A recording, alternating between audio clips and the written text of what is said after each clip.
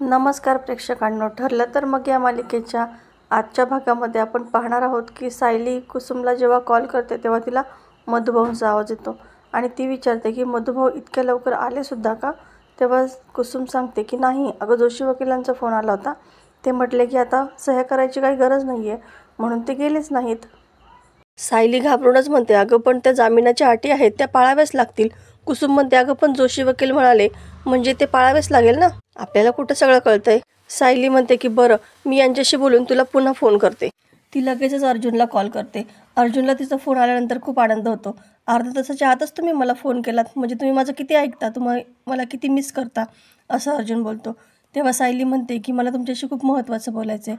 आज मधुभाऊ पोलीस स्टेशनला हजेरी द्यायला गेलेच नाही, तसं चालतं का? अर्जुन म्हणतो की नाही, असं नाही चालत. याचा अर्थ असा होतो की त्यांनी बेल तोडली आणि त्यांना लगेचच अटक होऊ शकते. सायली म्हणते, मग त्या जोशी वकिलांनी असं का सांगितलं असेल? अर्जुन म्हणतो की मधुभाऊंना मिसगाईड करतायत, पण जोशी असं का करतोय? स्वतःच्याच क्लायंटला पुन्हा अटक होईल असे चुकीचे सल्ले तो का देतोय? तो जोशी मधुभाऊंचं नुकसान करणार हे मला माहितीच होतं, पण आता तर तो डायरेक्ट त्यांना जेलमध्ये पाठवायला निघालाय.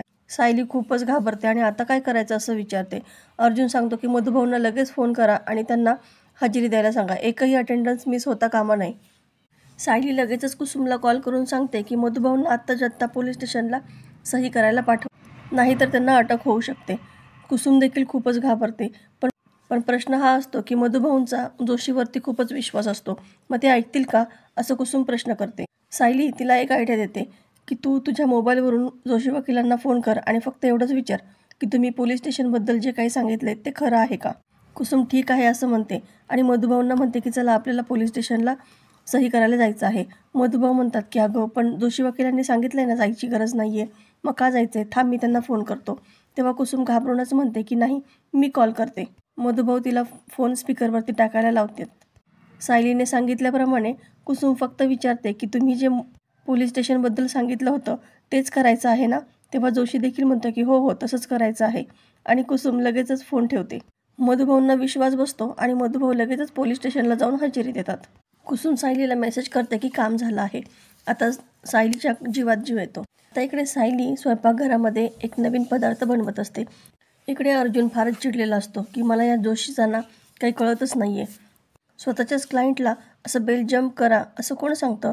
चैतन्य म्हणतो की मला तर आधीपासूनच त्या जोशीवरती डाऊट होता. अर्जुन म्हणतो ते जोशीला ना आता मी थेट विचारणार आहे की तो असं का वागला, चल त्याच्या ऑफिसमध्ये जाऊन भेटूयात.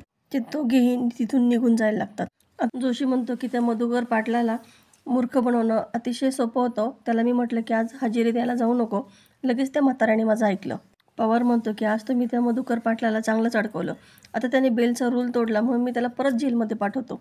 जोशी म्हणतो आणि मी जज साहेबांसमोर खोटी ऑब्जेक्शन घेत राहतो. दोघेही टाळ्या देऊन छान हसू लागतात. तितक्यात अर्जुन आणि चैतन्य त्या ठिकाणी येतात, पण जोशीसोबत पवारला पाहून ते लगेच आडोशाला लपतात. अर्जुनला त्या दोघांना एकत्र पाहून खूपच मोठा धक्का बसतो. हा पवार जोशीसोबत काय करतोय असं त्याला प्रश्न पडतो.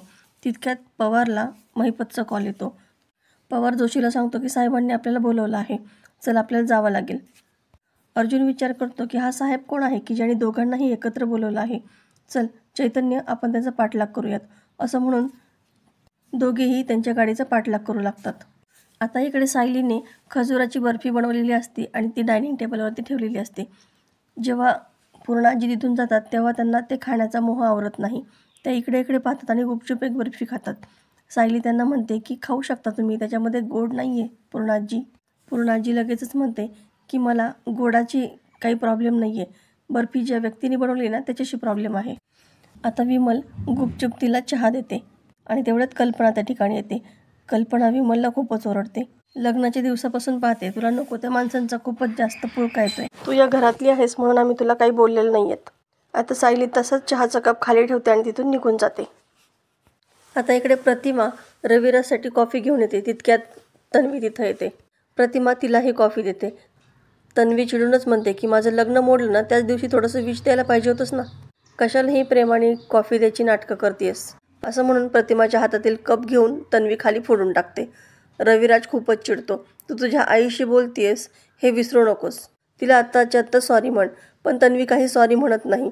आता इकडे अर्जुन आणि चैतन्य जोशीच्या गाडीचा पाठलाग करत असतात आणि ते दोघेही महिपतला जाऊन भेटतात.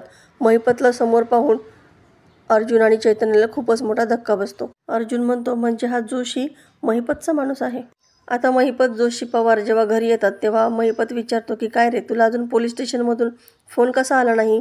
त्या पाटलाने सही केली नाही असा फोन यायला पाहिजे होता. जोशी म्हणतो की हो, यायला पाहिजे होता.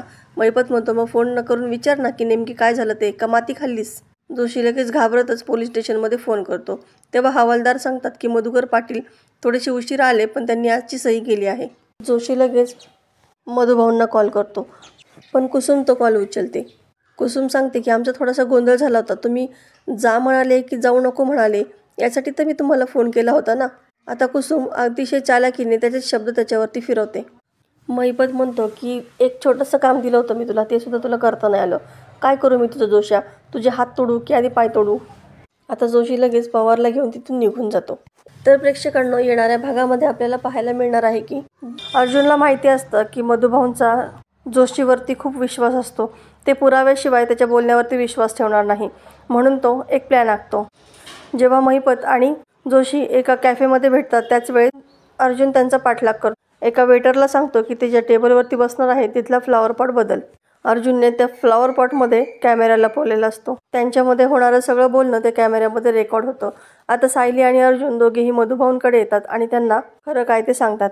मधुभाऊंना म्हणतो की मला माहिती आहे की तुम्ही पुराव्याशिवाय माझ्या बोलण्यावरती विश्वास ठेवणार नाहीत, म्हणूनच मी तुमच्यासाठी पुरावे घेऊन आलो आहे, आणि असं म्हणून मोबाईलमधलं रेकॉर्डिंग त्यांना दाखवतो. आता हे ऐकल्यानंतर मधुभाऊंना तर खूपच मोठा धक्का बसतो. तर असेच नवनवीन व्हिडिओ अपडेट पाहण्यासाठी चॅनलला सबस्क्राईब करा. नोटिफिकेशनसाठी बेल आयकॉन अवश्य दाबा. व्हिडिओ पाहिल्याबद्दल धन्यवाद.